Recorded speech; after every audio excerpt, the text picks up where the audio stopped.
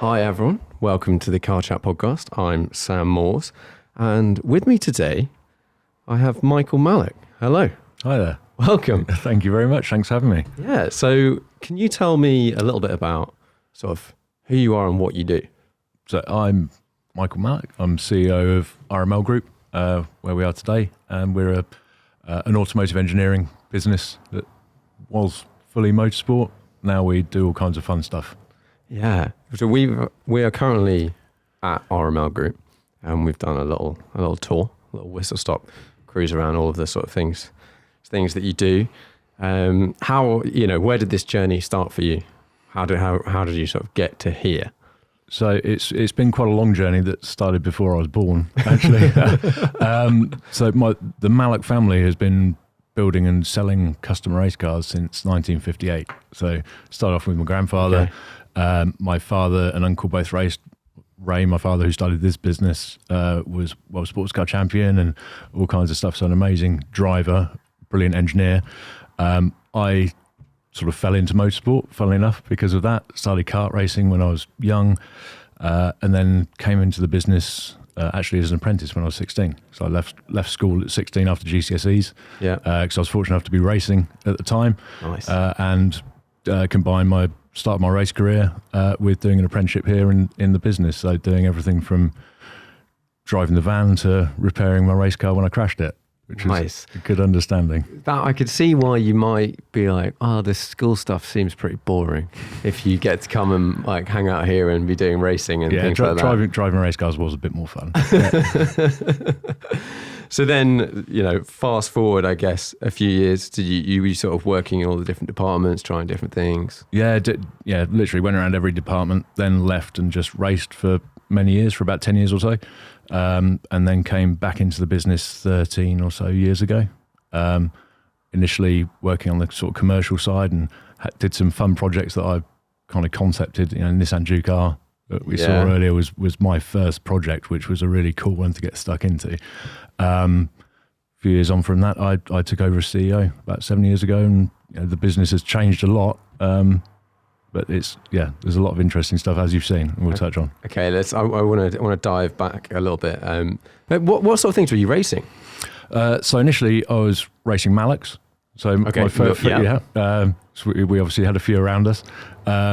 First professional racing was in what's called National Supersport. So they were cars that were similar to Radicals, basically. Right, so 2-litre open-top sports car. I did the World Sports Car Championship for a while. I won the National Supersports Championship, did some British GT. A few rounds of the World Sports Car Championship in various different cars. And also did a bit of the FIA GT World Championship in the Celine S7, which was a car that we actually designed and built here in Wellingborough.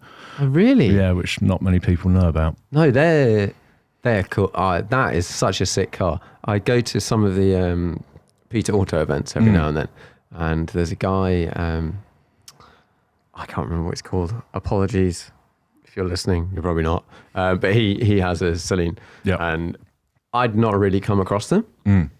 And he has. I guess it was his is a GT1, so I don't know how much.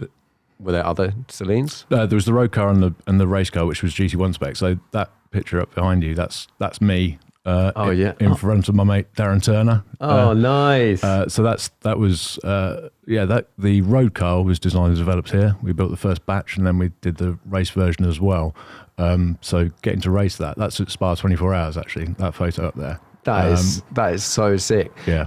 So in terms of road car to race car development for something like that, how much does the car change?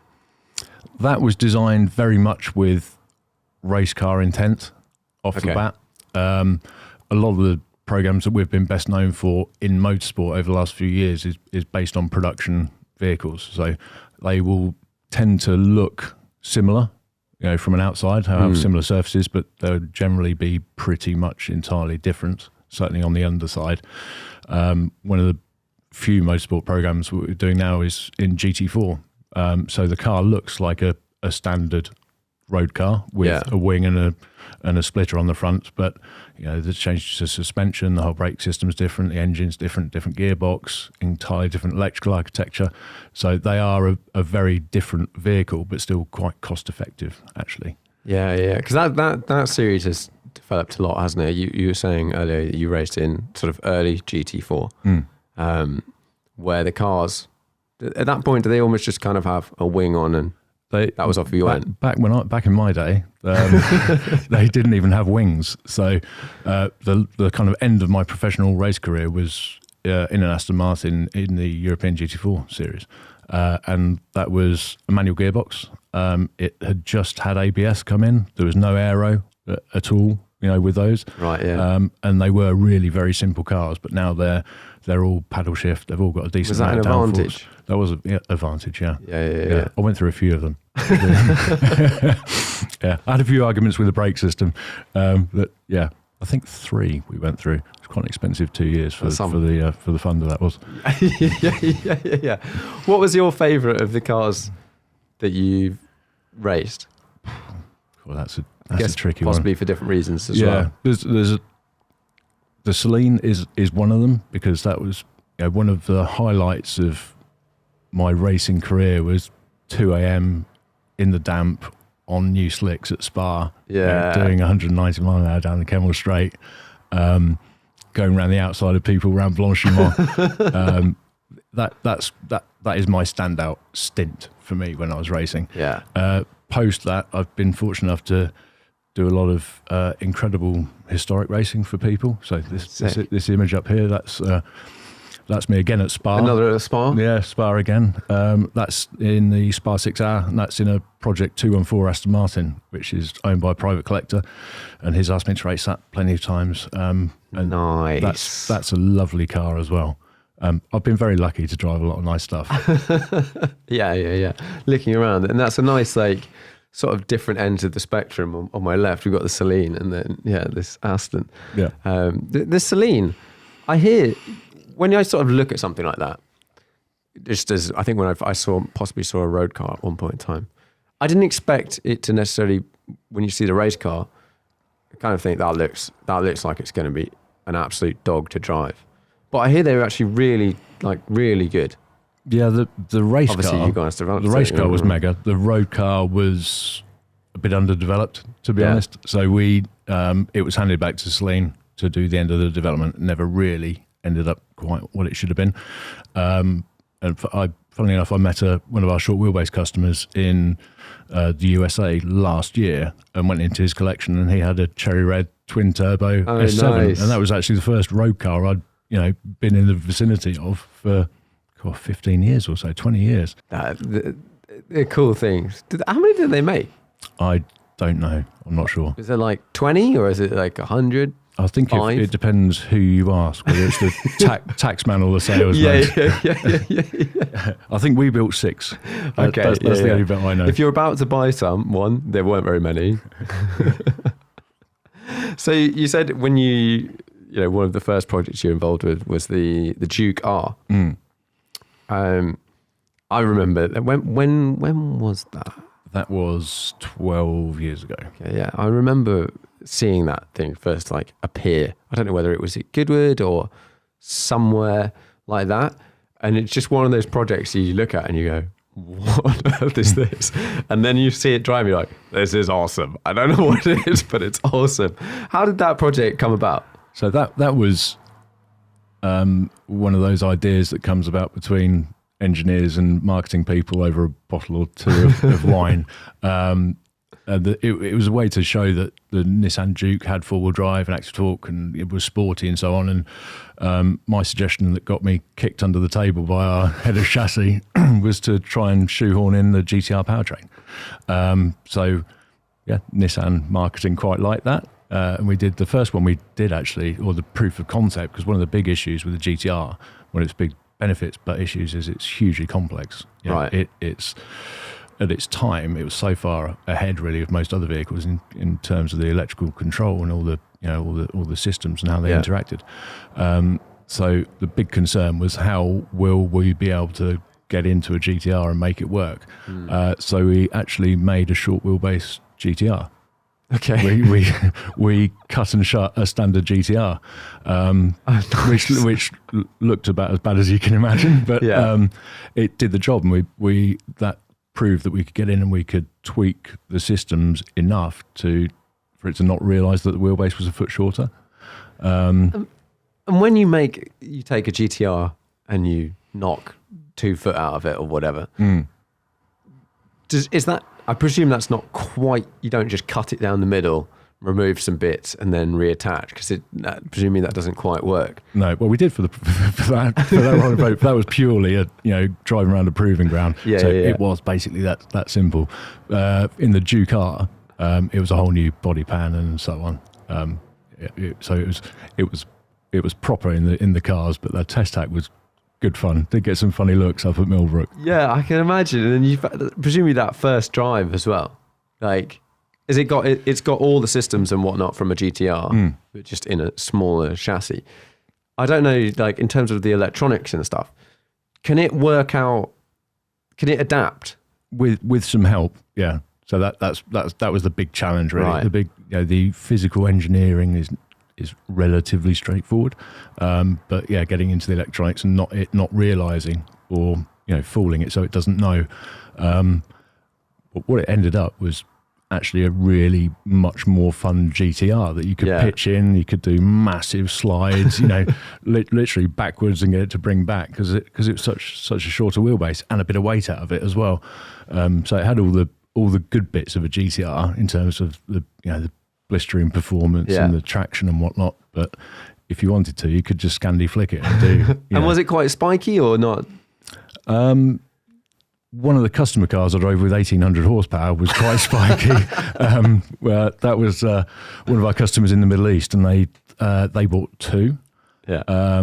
One had 1500, the other 1800, and it was in the Middle East. It was a royal family member, so luckily the rules of the road didn't particularly matter. Yeah. And he took me out in it and did a launch, and you could feel the whole vehicle just bending, flexing because of the performance. And 1800 horsepower is stupid. And I guess that's what happens when you put, let's say, a GTR engine in, and you've got someone like Litchfield, not too far away, that will just go, there we go, blah blah blah blah blah.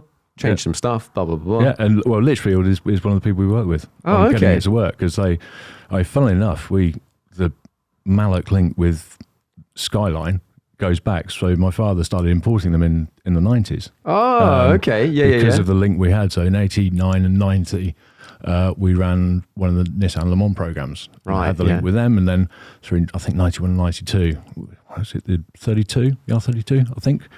We imported some of those from Japan. So there's lots of these touch points that you keep coming back to through a professional life, which is quite interesting. That is quite interesting. Do you still run some race team stuff now?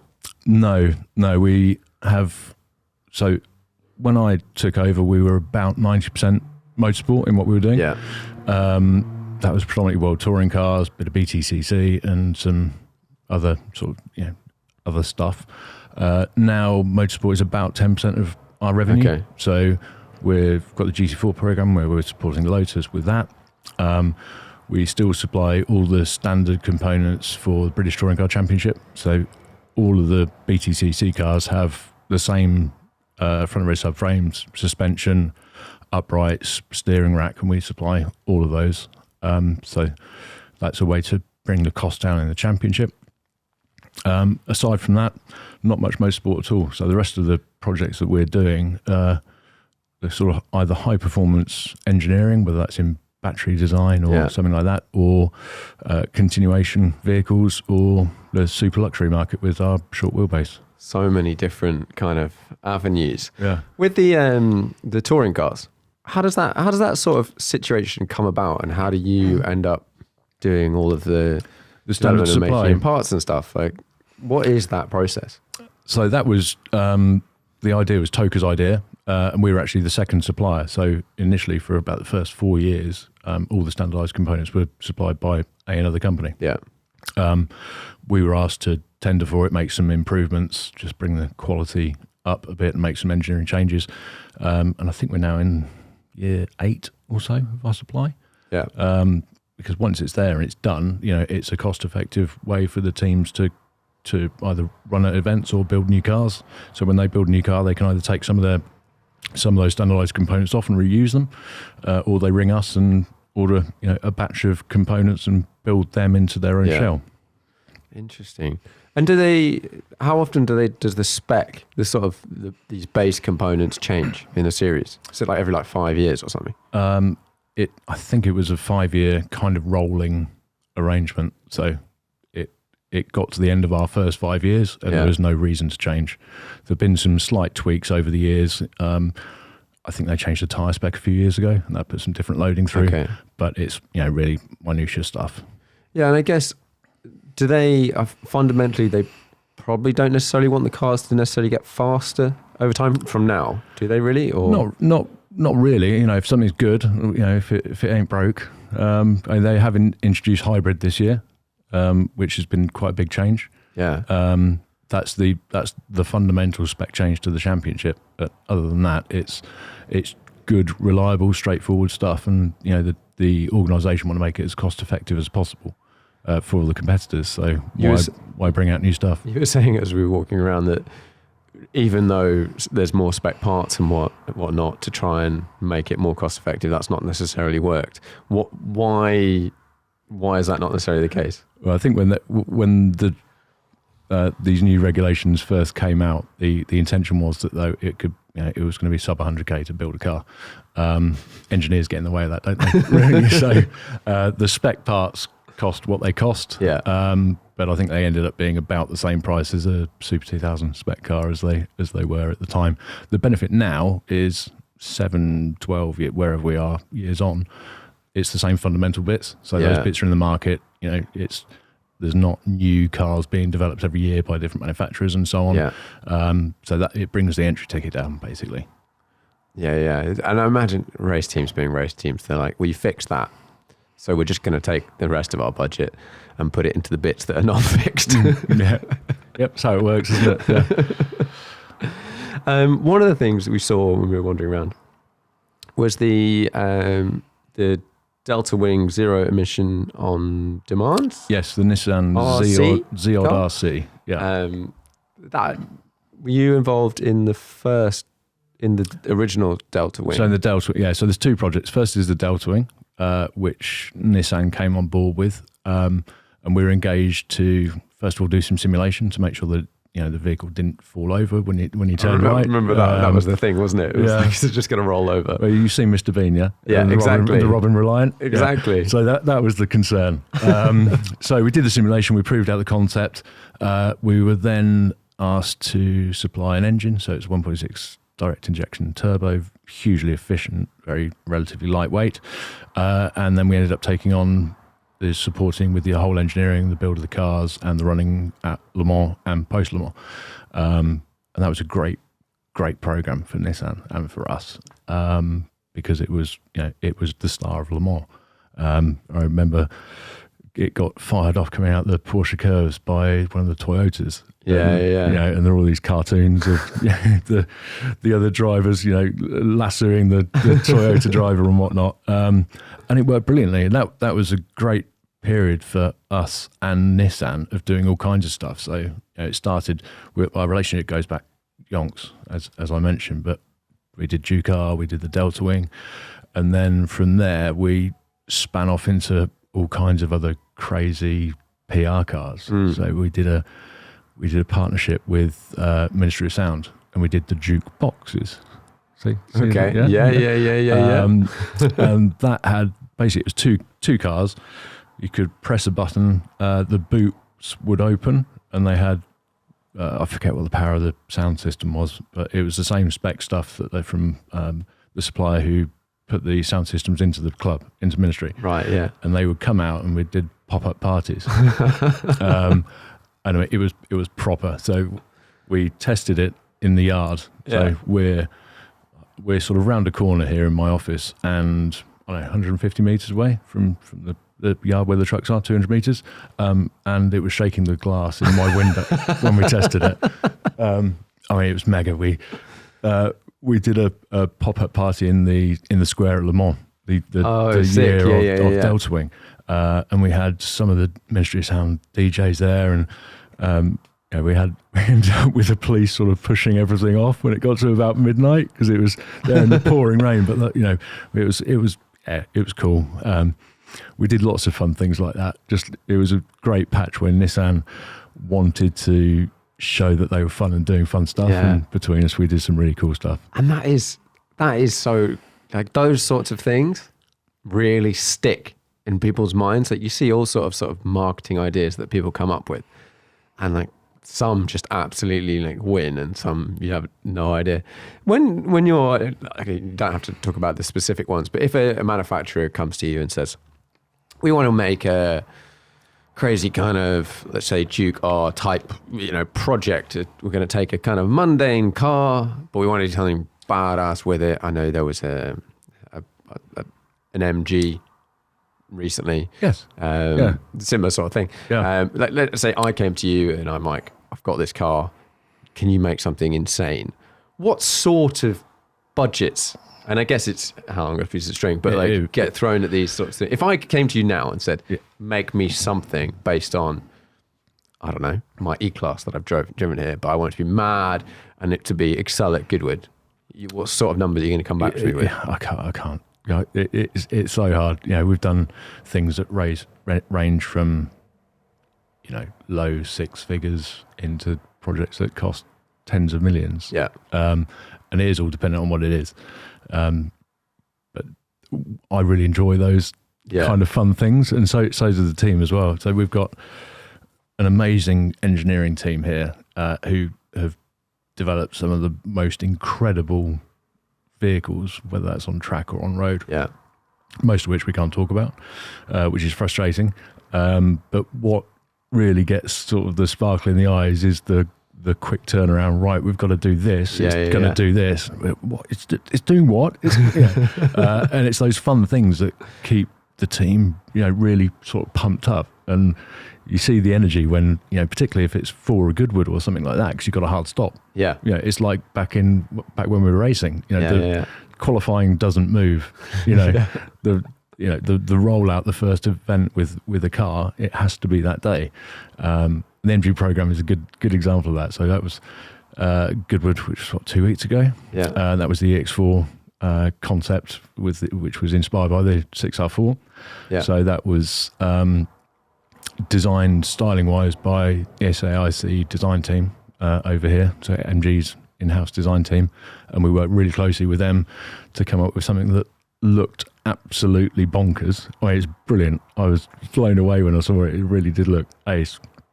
But that was a really quick, this is what we want to do. This is how we're doing it. How can we get this pretty bonkers idea from a drawing board into real life?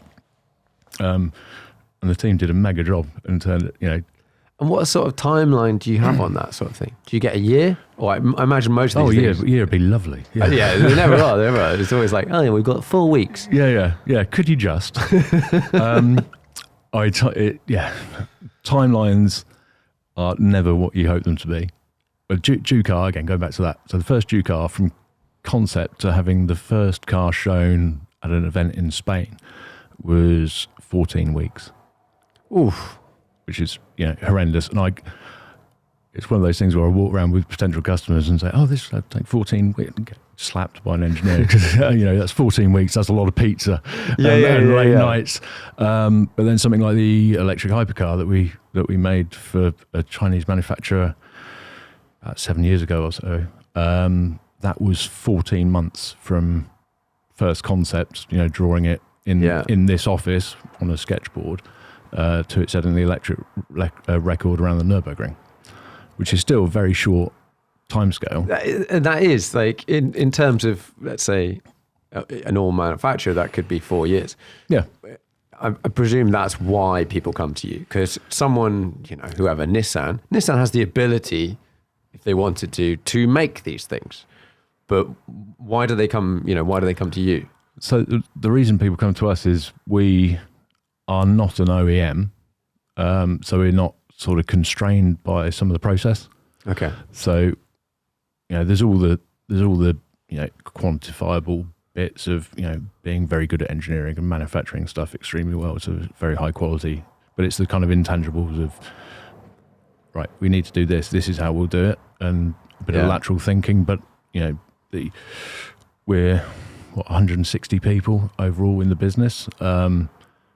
That's probably less than the suspension design team have in an OEM, and it just means that we can be light of foot and quick and turn things around pretty quickly. The short wheelbase project that we've done, the first customer car is being delivered next week. That was about 18 months of sketching and playing and concepting between me and our designer. Program started properly in September 2020, I think. It was COVID time. Yeah. There was, a few of us would come into the office with masks on and so on. So whenever that was. First car was, our car zero, our prototype was last February. And we're now delivering the first customer car. So that's kind of a 3-year process-ish, somewhere around there. And wind back a little bit before that project, the RML short wheelbase, is that what it's called? Yep. Where did this come from? Why? Talk me through it. So it started off as a very different project, actually. So as we've kind of touched on and you've seen, for ages we've been doing some amazing programs for different manufacturers, but it's always white label. Yeah. So we very rarely could talk about what we do, whether that's developing an all-electric hypercar or a track-only variant of a sports car manufacturer's top vehicle.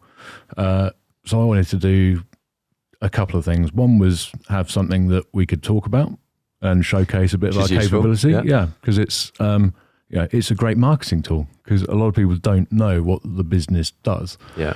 But it actually started off as a hypercar concept. Oh, okay. So it was going to be a Mallock hypercar. It was going to be front engined. It was a twin turbo hot V V8, no hybrid, 1,000 horsepower, loads of downforce, all that kind of stuff. All the top trumps nonsense. Yeah, basically, and that's what I kind of realised about 2/3 of the way. So we'd schemed it out. We'd done the initial design concept. We had a full vehicle layout in place, and the engine concept was underway.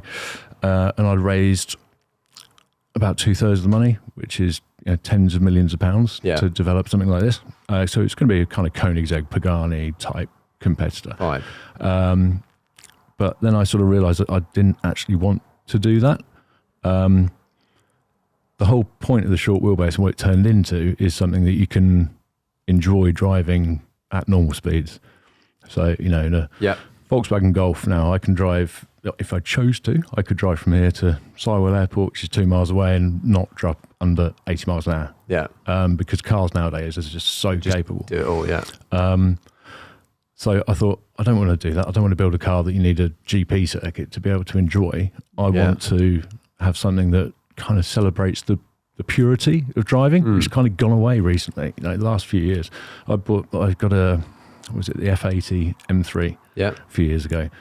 And that thing, that had so much performance and so much capability that it's just boring. And I was driving on an unrestricted road somewhere. Popped over to Mexico. Yeah, I thought this feels quite quick, and looked down, I was doing 130 mile an hour. Yeah. It's just, it's ridiculous. So whole purpose of the short wheelbase is something we can talk about, something we can show, showcasing some of our capability, something the team can talk about as well. Because, we've got all these people who are doing this amazing stuff, but they can't talk about it. Yeah, that must be annoying. Yeah. But also, celebrating, that the 50s, 60s era of design, which for me is the highlight. Yeah. And that enjoyment of driving, that's what it's all about. Nice.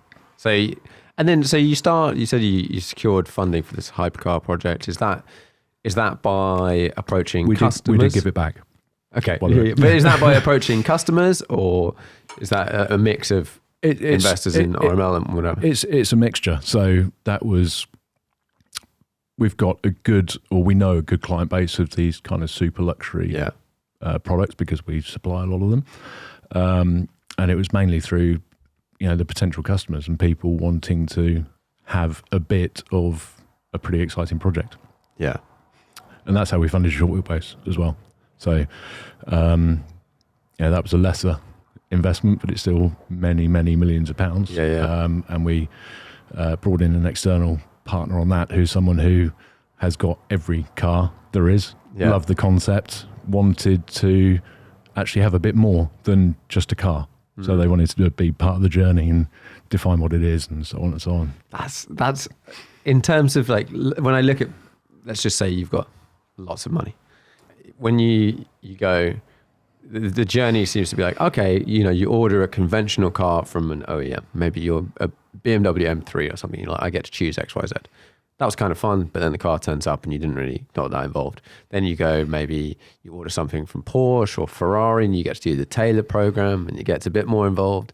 Then maybe you do a resto mod or something, which you might have a year-long relationship with. And I often hear I've heard multiple stories of people, they've ordered a car and they've had this 2-year relationship with someone and it turns up and they're like, oh, okay, can I order another one? Like genuinely that situation. They're like, it's all right, but I kind of want to start this process again. And I guess this is like the next level above, which is like, I want to do my own thing. Well, that's it. Yeah. So you get the tailor-made and then there's the one-off Ferrari program, which you can do, if you want to spend enough money and you're selected to do it. What I found with both the customers of Short Wheelbase and the investors in the program, and the people that we were talking to about investing, they've got all these cars. They've got Valkyries on order, they've got SP1s and 2s and all this kind of stuff. But then they get turned down for something. and they're like, but I've bought all this stuff. Spent this amount of money. Yeah. And so it's about having that ownership and having the ability to say to their mates, you can have one of these cars. Or having the ability to say you can't have one of these cars. And that's the whole car side of it is fun, but the customer base for this kind of market, if you're buying the Short Wheelbase is 1.35 net of taxes sterling, so it's an expensive vehicle because of what it is. But if you're buying that, it's not one of 2 or 3 cars in your collection. It's one of several, and it's about having something that's just a bit different to the LaFerrari that they've got next to it or something like that. Yeah, absolutely. And so how did you decide on the spec and what was going to be the base car and all of those sorts of things? As I said, I wanted to have something that was a bit purer from an aesthetic and a driving perspective. And for me, my favourite era of car design was the 50s, 60s. One of my favourite cars is the Ferrari 250 Short Wheelbase or the DB4 GT Zagato or the Project Aston that's the picture of up behind you with those those classic Pininfarina Giotto lines. So the idea and the brief with our design team, so Jonathan Bowen, our lead designer, and we spent about 18 months, 2 years sketching before we kicked off. It was if we were doing a car of that type now, how would we do it? What would it be? Yeah. So it wasn't about trying to create a replica. That's not at all what the intention was. It's not trying to be a pastiche. It's our take on that type of car from that era. Yeah. So that gives you some, your starting lines, and then it's thinking about how you want, what the driving experience is going to be. How's it going to be? And I had in my head driving from here down the road just behind us. I knew exactly what it wanted to be, and that's a road. My best mate from school lived at the end of it. Oh, right. So when we were 17, 18, it was a road we knew quite well, and I knew I wanted something that had a beautiful long, non-turbocharged, just leggy Yeah. engine that had to have a great sound. Manual gearbox, absolutely. So we're not offering an automatic or a paddle shift. Yeah. Won't do it. That's against the whole ethos of Yeah. the car. And sort of figuring out what we wanted it to be, and that front engine that narrows you down to a certain group of manufacturers. So we tried various different Ferraris as the base car, from 456 up to F12. And for me, the 550 is at that kind of perfect knee point between a bit of electronic intervention, bit of support, but it's still your right foot, if you want it to be, that tells you what you're doing. And I was fortunate enough to borrow a pal's 550. Okay, I'll come back to 550 in a minute. But I drove out of here in it and turned into the roundabout and right foot down, and it just did exactly what I hoped it would do. Yeah. So we had a bit of a play with the suspension settings and figured out what we wanted to do, and that was a really easy decision because it did what we wanted it to do. So the short wheelbase uses the engine gearbox, some of the corners, and a small amount of the central chassis of the 550. The reason for that is so we can use the cars on the road in the USA. So that's purely the reason. Yeah. From an engineering perspective, it's not what we would have chosen to do, but it opens up in the USA's biggest market for us. Yeah. 550, I remember back in 1996, I think, when the car came out.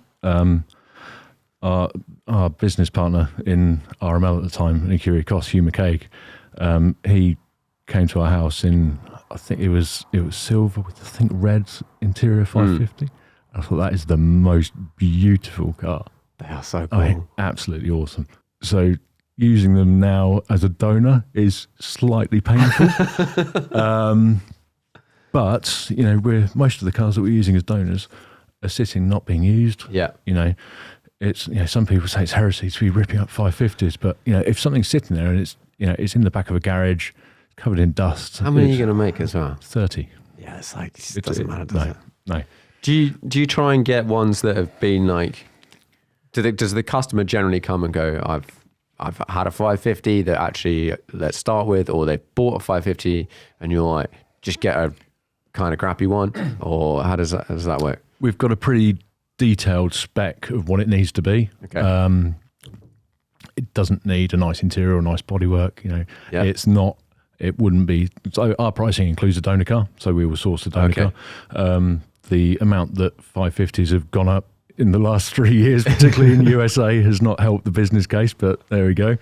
So it wouldn't be sensible to go and buy an absolute minter, because that is just a waste. So the fundamentals need to be right. We do engine tests on them all and so on, and various tests through the whole vehicle. But the elements that we keep need to be robust. But everything, whether it's good or bad, goes through a full rebuild anyway. So the engines go into our powertrain department. They're stripped back to the cylinder liners. They're dyno tested before that. First of all, rolling road tested, then dyno tested to give us a baseline. Then even if the engine was serviced a year ago, we do the full strip and rebuild just to make sure everything's right. And interestingly, so when the 550 came out, I think it was 479 horsepower was the brake horsepower figure in the manual. They said, Every car, whether it's a donor car or a reference car, we've tested has been about 410 to 420. Really? But they're old, The horses run away, don't they, over 20 odd years.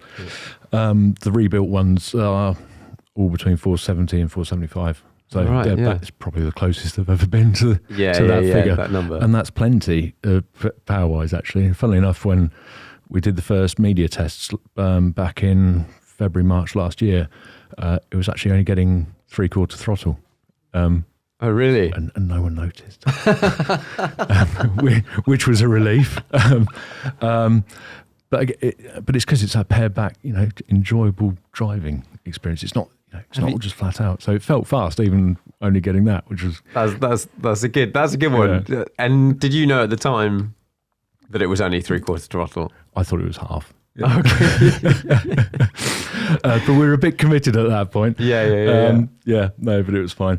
So back to donor cars, that's what we do with the engines. The gearboxes go through a full strip, full crack testing, full rebuild. There's some changes that we make as well. So every component goes through that process. Anything that we reuse, and again, even if it's if it was serviced 2 weeks before we bought it. There are a couple of customers who have got their own cars. We will source cars from the territory that the car's going to. So USA cars, we will purchase donors in the US, ship them back over here, do the work, which is it's a new car build, but it's technically can be a restoration or something like that for North America. It then goes back in. We've got a couple of cars in the customers in the Far East who have got 550s that are registered there, so we will be using that, bring that back in. It just helps smooth things out. Process. Do they have to do with any of these? Do you have to sort of pay some sort of import or VAT or anything like that in the middle of these processes? They're leaving anyway, so it's in and out, so it nets out. Yeah. With the engine, so is the engine pretty much the same, or have you sort of rejigged it a bit? It's basically blueprinting the 550 standard engine, so it's putting it back to as it should be. And the weight of the cars, what are they sort of coming out at? Some kilos less than a 550. I can't remember. Is it like 100 kilos, 200 it's kilos? Between 1 and 2. Yeah, about 200 kilos. So the whole body construction is, there's the steel lower central chassis, which is carried over and modified from a 550. Everything up and out of that is a 2-piece carbon fiber tub, effectively. So it is like a McLaren or a Ferrari hypercar, whatever, in terms of construction of the body. It just looks old. So the whole front and rear, both front and rear clams together, not including the closures, weigh 42 kilos. So incredibly lightweight, and that includes the integrated sort of safety structure as well. So there's not a steel roll cage like you'd see in some things. It's all contained within the carbon tub. So it is a modern construction method. It's just got a bit of old Italian steel at the bottom of it. And it just looks like an older style car. It's a cool thing. It's a cool thing. I'd love to have a go at some point. We can talk about that some other time. We'll do that. Well, the best that you haven't seen the car that's shaking down today. So that is bright metallic yellow with nice sapphire blue stripes and blue and yellow leather interior. Is that customer car number? That's number one. Number one. Yeah, that is a good spec. It's mega. How would you spec are you having one? I am planning on never selling Car Zero. Okay. Our prototype car. Yeah. And will that stay the same? Okay, slightly separate question. If you were going to spec one from zero, how would you spec yours? And how much latitude is there in spec for customers? Well, that's what I did with Car Zero.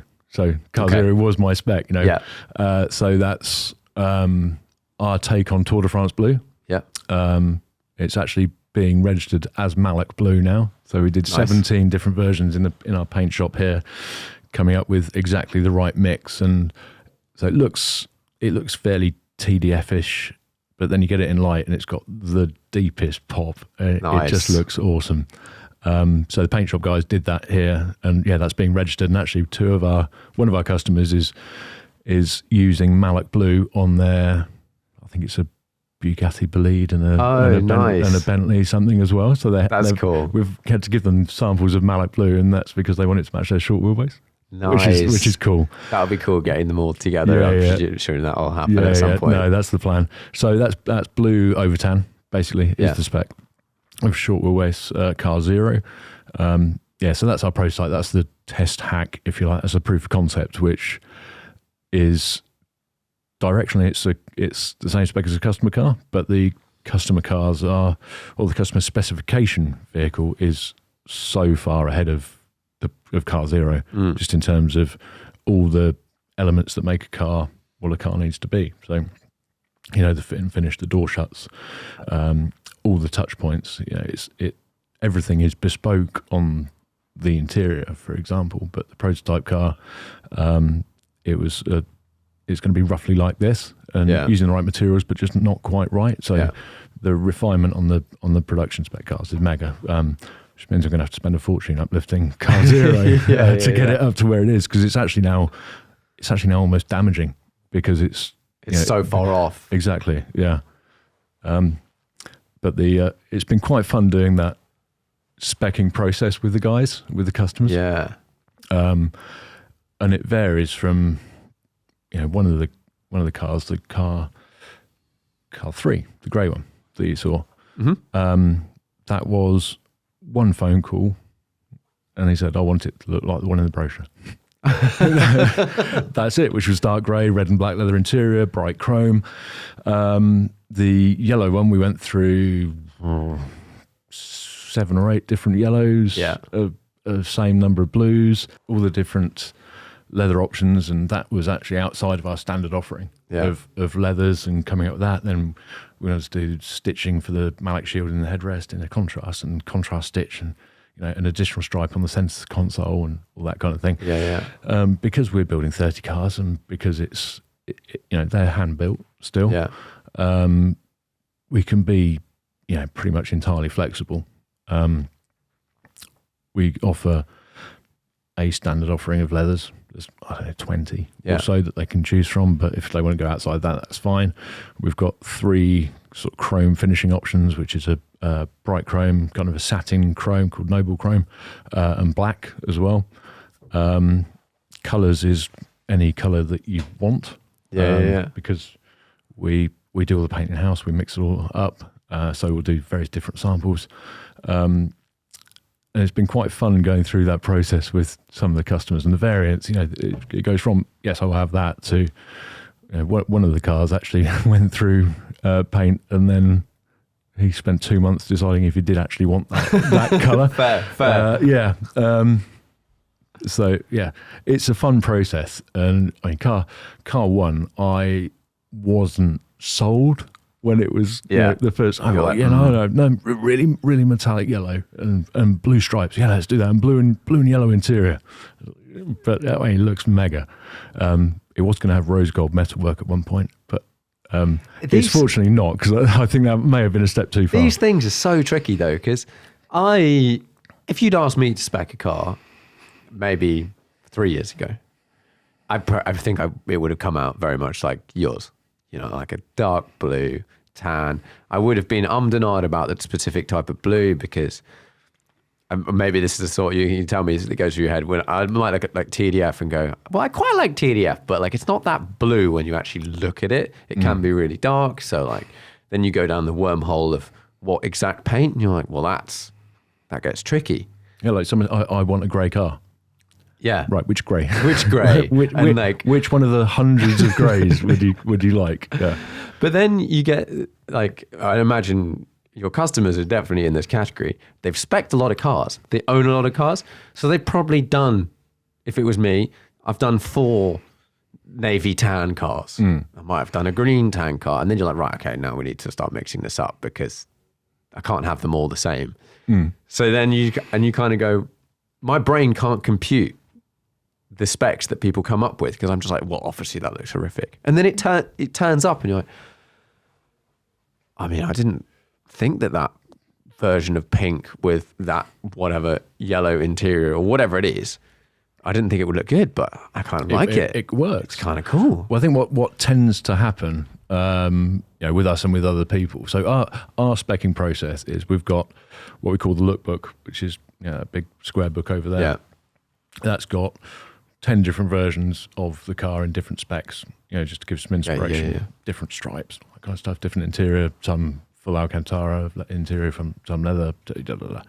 So we'll send them that, ask them for their initial thoughts, what roughly do you want? Then we'll do a one-to-one session with the designer, and it's all on in a sort of online configurator type thing, but with full virtual reality, and it does full rendering as it goes. Oh, cool. So quite often there'll be, I want pink and blue, whatever. But we tend to sort of guide to get the right versions of those to make it complementary, make it work. And that's the same with every manufacturer. You know, no designer wants to see a version of their vehicle that isn't good. And you can get most things, you know, to work together well as long as you get the right tones of things. So there tends to be quite a bit of hand holding and nudging in the right direction.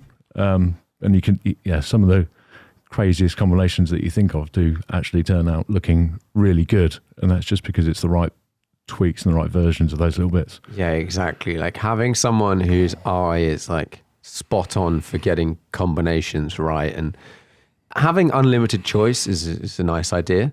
But when I know, for example, if I'm speccing something, even if we just look at this thing in front of us, it's like, oh, okay, it's black, and then we've got silver hardware, and we've got one bit of gold hardware, and you're like, maybe I want that, maybe I don't want that, but like I have no idea whether it looks rubbish or not.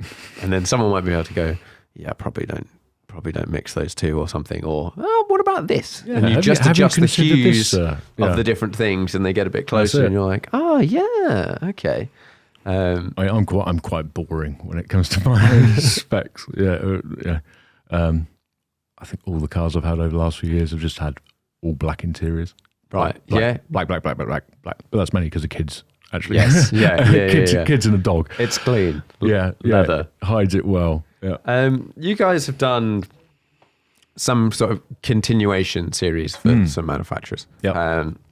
And I imagine that's a sort of similar sort of process. The manufacturer might be able, actually, I don't know. Actually, would manufacturers be able to do some of these things? Well, one of the first two big continuation programs were Aston Martin and Jaguar with the E-Type. Yeah. And Jaguar did a chunk of it in-house. Okay. In their classic area. Right, yeah. The Aston programs were managed by Aston Martin Works over at Newport Pagnell. Yeah. Just down the road from here, actually. Which is actually where Ray, my father, started his career. He started as an apprentice at Newport Pagnell. But they tend to work with partners and specialists, which is the same as if they're doing a modern car. Yeah. You know, no car company does everything themselves. You know, they work with partners on powertrain or on suspension or on ABS or da-da-da. So it's the same with continuation cars to a greater or lesser extent. And we have supported a few different manufacturers to different extents. On some programs, we were responsible for chassis and body and suspension and so on. For one of our other programs that we're supporting that manufacturer with their relaunch, and we are responsible for the whole vehicle. So we will literally pull everything together and have a car rolling off the end of the production line every couple of weeks. And how does that sort of work? Someone comes to you and says, okay, I want you to make a car that looks exactly like this, possibly spec-wise. Literally, I want you to make one of these cars. And then you're like, cool, we can do that. How do you go from there's a car to presume you don't get the CAD files? No, the filing systems in the 50s and 60s weren't great. It does vary a bit. So what we have done with programs we've been involved in, we have had access to a couple of the original cars. We have scanned those, we've gone through. The team do months of research, which is mainly from books and old videos and photos and all this kind of stuff, to look at what the cars, that vehicle was in period, and understand what that is. By the end of it, if there's a pub quiz on any of those vehicles, my team will smash it because they know everything. They know everything. Down to the colour of the wheel caps on at this particular race. And do you have to pick a particular sort of like year, date of the car? Because I imagine, let's just say it's made in Italy, like there might be some variance amongst the cars built, or if some of them raced, then they get different versions of them. Well, the cars that you scan now, if it's a 1960s car, it's 50, 60 years old. So it's been crashed and rebuilt 7 times. It's Trigger's broom, isn't it? It's five new heads and three new handles. Exactly. So it's you have to pick what is the master sample. Yeah. And basically what what we would try and do. So on one program, we were lucky; we had over 1,000 original drawings. Okay, cool. Which was awesome because the guys could sort of pour into them, and they had the original handwritten notes from the design team back then of the road version has this, and the race version it's this metal, and it's drilled out for lightweighting and all that kind of stuff. Okay, nice. But you kind of pick the master spec, so you have to say this is what the design intent was for the car in period. We've had vehicles here that were scanned for continuation programs, and I remember one had a door 3 inches shorter on one side than the other.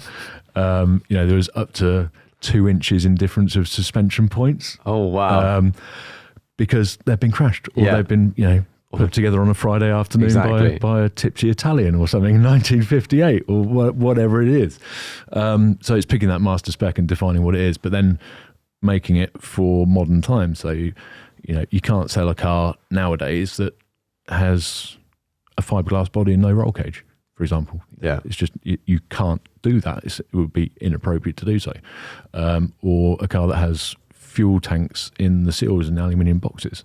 That doesn't go down well, or it would go up very well. But, so it's a case of picking what the car should have been and then dialing in that level of safety so it's appropriate for now and usable for now, but in an empathetic way. And just using better materials, better quality. On the programs where we support with chassis for some of these continuation cars, the whole chassis, from front to back, the whole welded assembly is within a tolerance of 2.5 millimeters. And that's on a full welded, 4 or 5 meter long thing. Suspension points are accurate to within 0.5 mil. And that's because we can do that now. Whereas in period, when my father was building DB6s down at Newport Pagnell, 0.5 inch was probably a tolerance. Not that's half good a enough. mil. I have this interesting sort of take on when you get a sort of modern, because the cars, I think, you've done different ends of the spectrum. You've done some that are like a take on an older car, but it might have a carbon body on it, or and then some are more sort of exact. A car that was built today as like a sort of, let's just say, as a sort of tool room copy type situation, is going to drive more like the original than any original you can buy. Yes. Which I think a lot of people look at these things and go like, yeah, it's a copy, it's whatever, and be like, but actually, it's the purest you're going to get to what it was originally intended to be. Yeah. It will be better than any original would have been better, in period. And closer to what it was meant to be than any car you buy now. Yeah. Even with a full restoration, whatever, blah, blah, blah, blah, blah, blah. Yeah. Because it is the design intent, and with the tools and the people that we have around us and the processes that didn't exist 50 years ago, you can actually build what's on the drawing board rather than something that's close to it.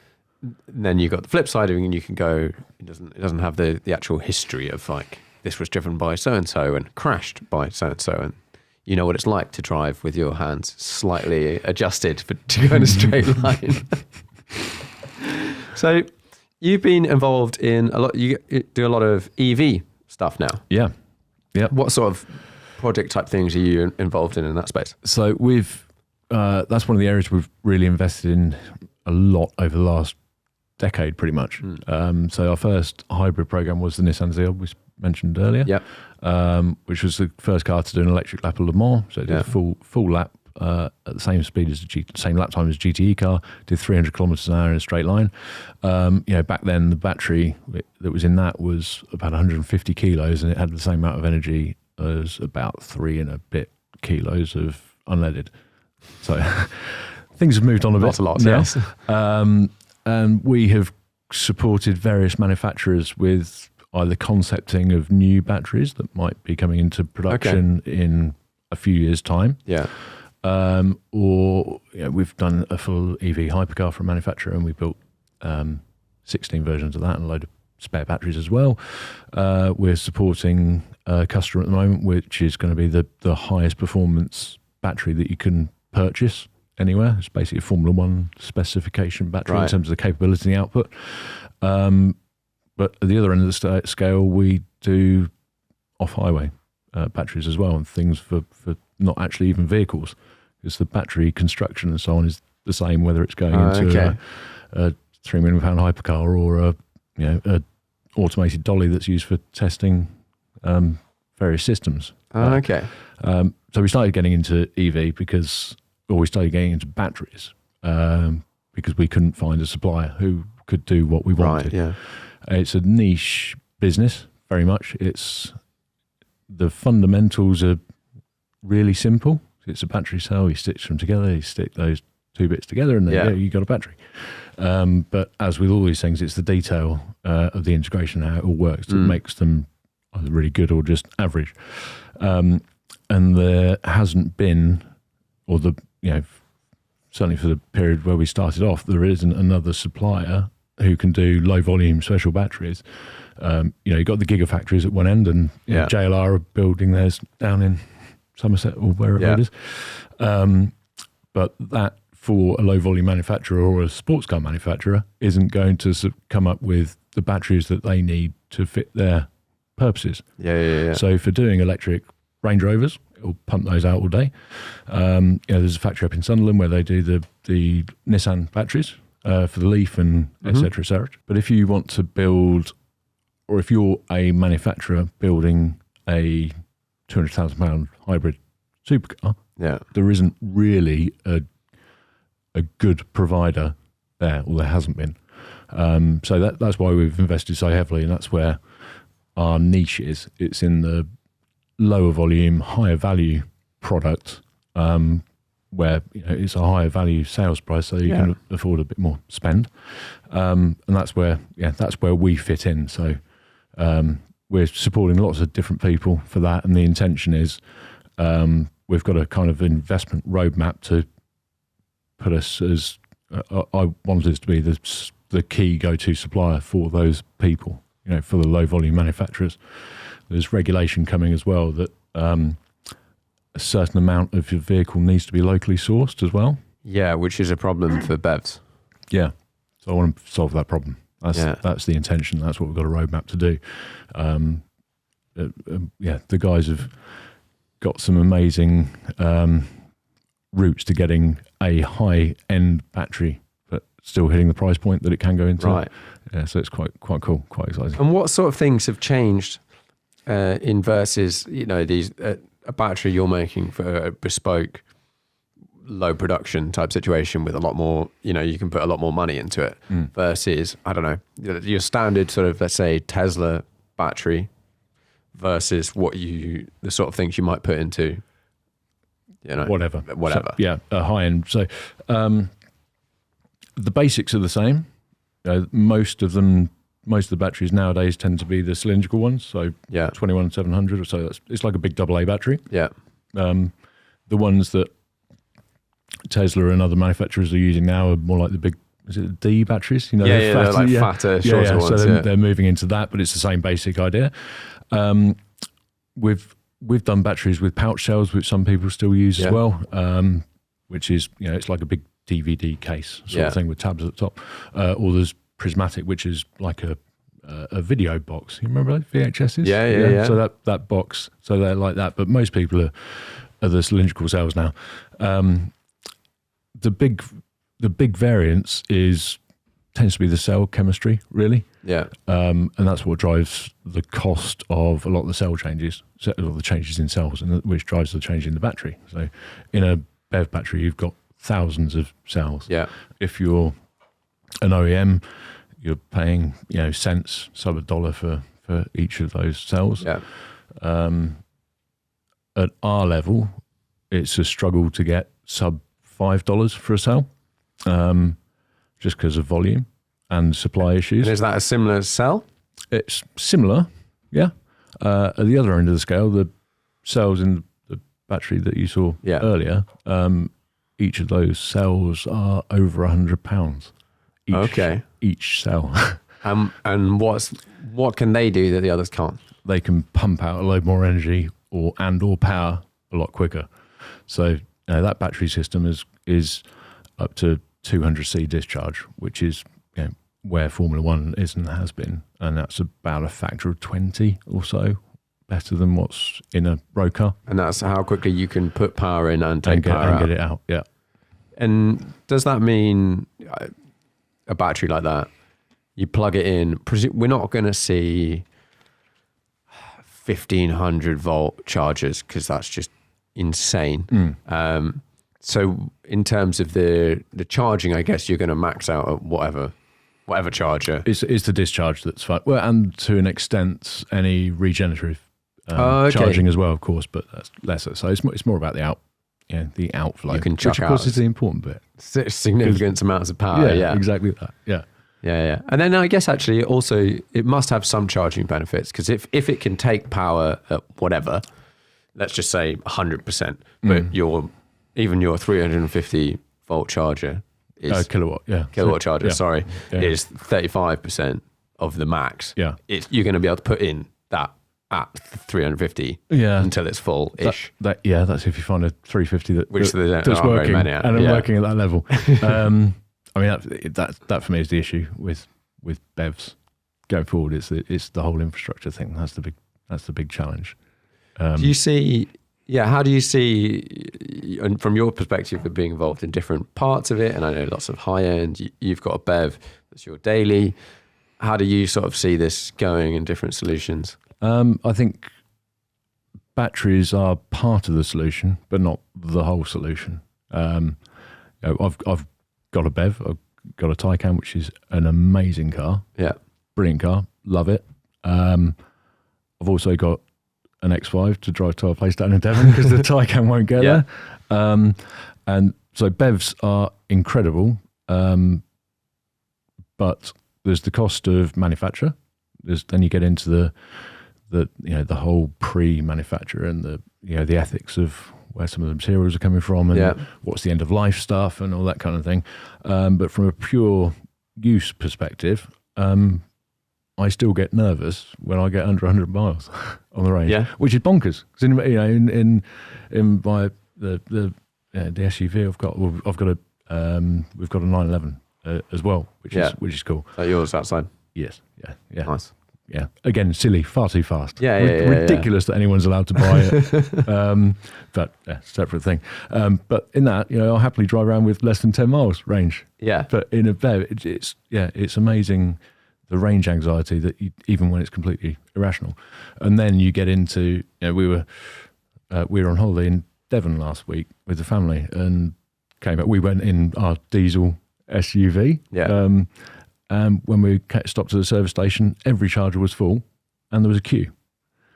And that's the issue. So for me, batteries are part of the solution. I think we're going to end up with sort of hybridized vehicles where you can have zero emissions in city, but then an onboard charger of some sort, whether that's a combustion engine or hydrogen fuel cell or one of those sort of things. The issue with hydrogen, again, is the infrastructure. Yeah. So I would expect that we will end up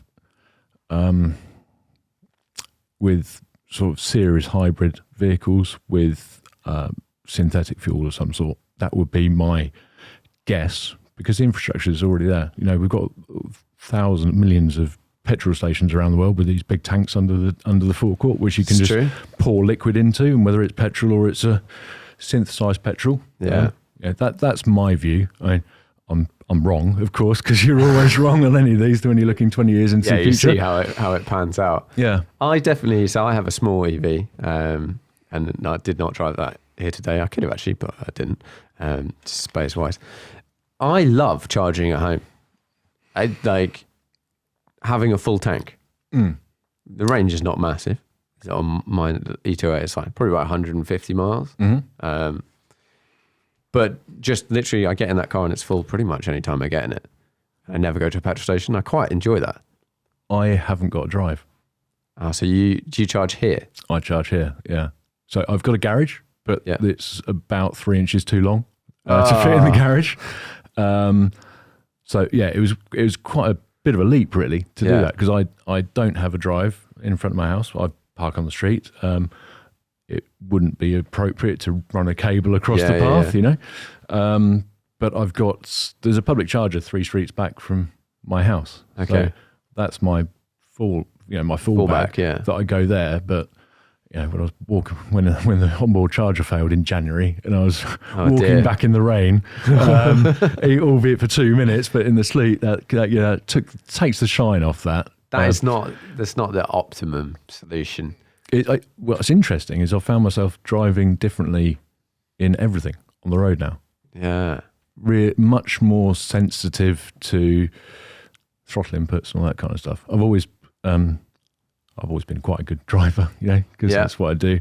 But I've noticed that I'm much more sensitive to that, and it's funny when my wife drives the car, it's about 20% more energy she uses. Really? Because it's more the traditional on off. Yeah. One of the guys did take one of our customers down to the airport in it the other day and got used 50% less energy than I've ever used. Wow. But I think that's more to do with the speed. Yeah. But it's amazing how it changes, or for me, how much more attuned to using energy I've been in on the road, which has got to be good all round. Right? Yeah, I think so. It's actually a really interesting effect I've found. Is like I know a lot more about energy now. Because I know what's going in, and we don't have these weird mix of units that we seem to have in the UK with like gallons, but I put it in litres and all that sort of stuff.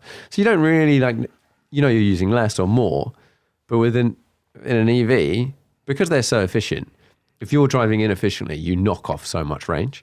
So you get that instant feedback of like, oh, okay. And it's kind of like, but I might not get there if I drive inefficiency, where the petrol car, it's the same stuff, but you're not attuned to it because you're used to just filling up when you fill up. Well, and because you've got 300 miles. And you might have 300 miles. 500 miles, whatever it is. So it's less of an issue. So using that bit more energy, it doesn't matter. But when you're using 5% more energy and you've only got half the range, that's like using 10% or 20% of a 600 mile tank. Isn't it? Yeah. Well, it's the difference between 65 and 70 mile an hour as well. It's a huge difference. And wind and air are horrible things. Who'd have thought? Yeah. That is a mental one, actually. And especially all cars nowadays, or not all cars, lots of people drive big SUVs, and their aero profile means that your 65 to 70 is a huge difference. Whereas if it was all super slippery, concept car-y type stuff, you would have a significant less of an effect. But no, drop-off. It's massive. But stick your hand out the window at 70 mile an hour. Yeah. And you're like, it's quite solid. Yeah. I keep telling the kids that. I'm trying to educate the kids on it and get their understanding of what it all means. What do you mean the air's slowing us down? What are you talking about? Yeah. Right, so I normally wrap these up with 5 questions. Do you have a most memorable driving trip or journey? Yes. So when I was 18, me and 2 of my best mates went to do a ski season. Nice. In Val d'Isère. Did it really? Well, we got sacked after a week, so it didn't work out very well. But we went out there. One of the guys' fathers had a garage that was a Jeep dealer, so we had a Grand Cherokee, so a few years old. Yeah, not quite the wooden down the sides, but an older one. And for some reason, I think that we went on the tunnel, and the cheapest one was at sort of 5 a.m. So we left Northampton at 2 a.m. I was like, for some stupid, it's much cheaper, we'll do that. So drove through the night, and we were where were we? Somewhere in France, near Annecy or whatever, coming down a hill, and it's been a boring old drive. And 3 of us and a load of bags, suitcases in the back, and we're like, right, let's do a high-speed challenge. Let's see what we can get out of the old Cherokee. So there's a big long straight road. There's a truck half a mile in the distance or something. Downhill, mega. Right, windows up, aircon off. Yeah. Down we go. It's like 112. Oh, 115. Oh, God, look at it go. And then the lorry in front of us got to the roadworks, so I pulled into our lane. So I jump on the anchors, big old one of these, and my mate who was in the back got an imprint of a suitcase in the back of his head. So probably not the answer you were expecting. Yeah. But that came straight to mind. Nice. I can't remember what it was. Actually, no, it was a set of skis. what is it about ski trips that imprint this in your head? That slamming on the brakes, literally imprint it. Slamming on your brakes with stuff in the car. If you've got a set of skis like slotted down in between the seats, and you slam on the brakes, it didn't quite go through the windscreen, but it was close enough. And I think that whoever was the passenger like let it across and managed to like catch the tips of these skis before you're like, oh, okay. So I now put the net up in the back of the car more often than not. But yeah, funny times. If you could only drive one sports car for the rest of your life, what would it be? That's a tricky one, isn't it? Yeah. So we've got 911. Yeah. Like I said. Turbo S. Cracking thing. Car I've wanted since one of my best mates' dads got one when we were about 13. Oh, nice. Okay, so how's the reality been? It's an incredible car. It's phenomenally capable. It's ridiculous that you know, you and I and anyone else can just go and buy that car and be allowed to drive it. But it's just mega. It just does what it does, and you can. I've had 4 kids and a Labrador in it, and 36 bottles of wine in the front boot. I think so. It's a really good car. I had a current generation Vantage a few years back. Oh right, yeah. And it wasn't finished as a vehicle. Missed that last bit of development, didn't it? You know what I mean? It's got those little squeaks and rattles and wasn't quite right. But I really miss it now because it's got so much more character. Right, yeah. And the day I moved it on, it was January, 7 degrees, drizzling, and I went for a quick blast in just out and around the country roads that I know. And it's brilliant. I loved it. And I can't do that in the Turbo S. Yeah. Because it's got so much capacity. It's too good. It is, yeah. I took it on track at Silverstone, actually, the Nice. Turbo S. And I did one time lap with a pal in the passenger seat on road tyres, literally as it is now. And it was 10 seconds off the GT4 race car lap record. I mean, it's it's so capable. So I don't know. Do I want a sports car is it my only car?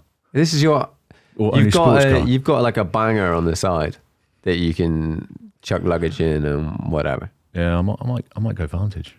Nice. Just silly, fun. I'm really looking Loud. forward to like a current gen. Yeah. I'm really looking forward to this sort of reinvigoration of the cars that seems to be coming with DB12, and I'm hoping the Vantage gets like a similar sort of like kind of slightly rowdiness improvement. Yeah. Which I'm sure will happen. And infotainment and whatnot. It needs it. DB12's mega, isn't it? It's a big step. I've not driven one yet. I've not driven it yet, but I've heard really good things. And the DB11 drove really nice, particularly the V8.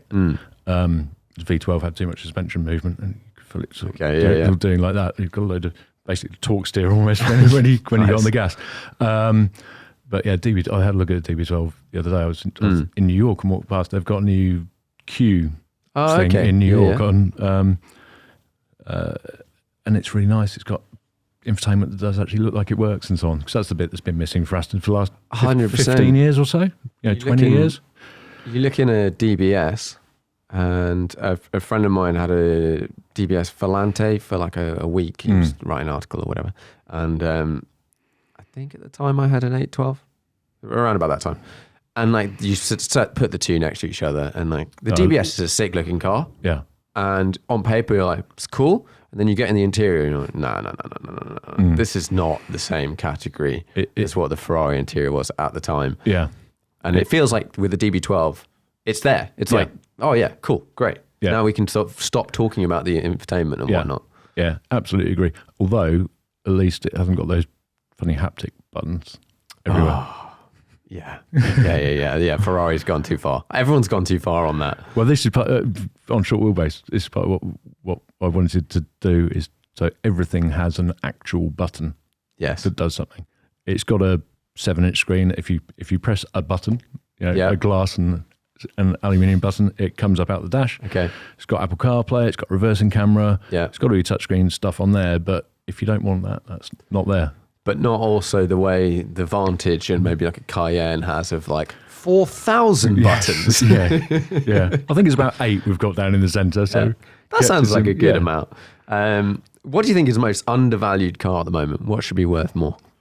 RML short wheelbase. Yeah, obviously. Yeah. Outside of outside of that, RML. To be honest, all the whole values of everything seem to be bouncing around all over the place over the last couple of years. Tricky. Yeah. Aston Martin V8s from the 70s and the early 80s. Not driven one, but I like them. Yeah. I've not driven one. Do you need to drive them? They just look mega. I think that's probably what you do with them. Yeah. You drive them, but they're just wafting around. Yeah. Cool. Yeah, they just look really good. They just look really good. I think that sort of shape, that sort of boxy design is so much like I think it's when you look at supercars and then how they fit in with modern normal cars or normal cars of the period. At that time, everything was boxy. So they're kind of the same. But we've got now all of our modern cars are all swoopy and not the supercars because they've all gone a bit like jet, but sort of swoopy, blancmange cars. Whereas you put all these boxy cars in the middle of them and you're like, oh, yeah, that's cool. Yeah. Yeah, definitely. So I love what Aston have done with the Valor. That's that's cool for me. And the Victor before. Yeah. I've not seen the Valley yet. I didn't go to Goodwood. But the Victor, when I saw that, I was like, whoever thought of this and came up with this is sick. Yeah. Yeah. Most interesting car to you at the moment? Googling, looking up. I guess it's possibly a project. The most interesting bit for me is actually the technology that's around in stuff. So I'm not particularly fascinated by anything at the moment. There are certain elements that do fascinate me. So things like what Tesla have done with the cost of battery systems. Right. That kind of thing. Because I know how complex they are and how expensive they are, they should be. And seeing how, what Tesla, I'm not a fan of the product. Yeah, I don't really like them. We had a Model S for a few years ago, and my daughter came and sat in the passenger seat, and within half a mile she said, why does this feel like a toy car? Because it does, doesn't it? It's an amazing tool, but it's missing a load of that sort of quality thing. So I'm not a fan of them from that side, but what they have done unbelievable is coming in from nothing to being one of the world's largest manufacturers of anything. Yeah. At a price point, and they have made electric cars accessible and cool. And that's what has impressed me. That's it. I look at them and go, I drove a Model 3 as like, let's see what this is like. And I didn't really gel with it. But I look at what exactly that, the technology, what they're pushing, the way they're pushing their processes and simplification of systems and control systems in the car, all that sort of stuff I find really interesting. And the way they've done all these gigapresses and all that sort of stuff. You're like, people used to look at EVs and go, oh, they're really expensive and blah, blah, blah, blah. Well, now you look at a Model 3 and like relative to another new car, they're really not expensive. And they're going to be making a cheaper car than that. Yeah. And you're like, well, this is genuinely making transport cheaper for everyone. Yeah. That's amazing. Which is really cool. We've got 2 Model 3s here, 2 of my directors have got them, and they're, what they are for the catch, because what's a Golf now? You spend over 40 grand on a Golf really 100%. easily. No, that's what's impressed me, actually. Yeah, it's cool. 5-car garage, unlimited value. God, you could have told me these questions before. No, the whole point is I don't tell you. ZEB4 GT Zagato. Nice. RS6. Yeah. Which I had one, loved it. Yeah. Why did you get rid of it? Because someone let themselves into my house and took the keys. And then took the fair car. enough. Yeah. So it went, So I didn't get rid of it. Technically, someone else did. Unfortunate. 4 GT Zagato, RS6. Some silly modern 1,000 horsepower Which one? thing. Which one? 812 GTS, actually. Okay. Yeah. Nice car. Nice. Yeah. What's that, 3? That's 3. You could have, well, I guess you've sort of got a race car, but like you could have a race car. You could have a, I don't know. I would, so if it's toys all round, I would have a Mallock Clubman's car Nice. to play with and go Yeah, and yeah, use yeah. on the track, because heritage and mega things, etc. I should have a BEV, shouldn't I? I guess. Maybe. Good to cover all bases. Yeah. I'd go Taycan. Yeah. Yeah. I'll go GTS, which is one I ordered but I couldn't get. Okay. Yeah. So yeah, Taycan, Sport Turismo, Nice. GTS. Just I'm really. nice wafting car. Yeah, yeah. Actually, no, mate, no. Spectre. Oh. Yes. That's the one, actually. Yeah. Okay. Because that's proper wafting, isn't it? Yeah. That's cool. Right. There we go. Thank you very much for coming on the podcast. Thank you. That's been good.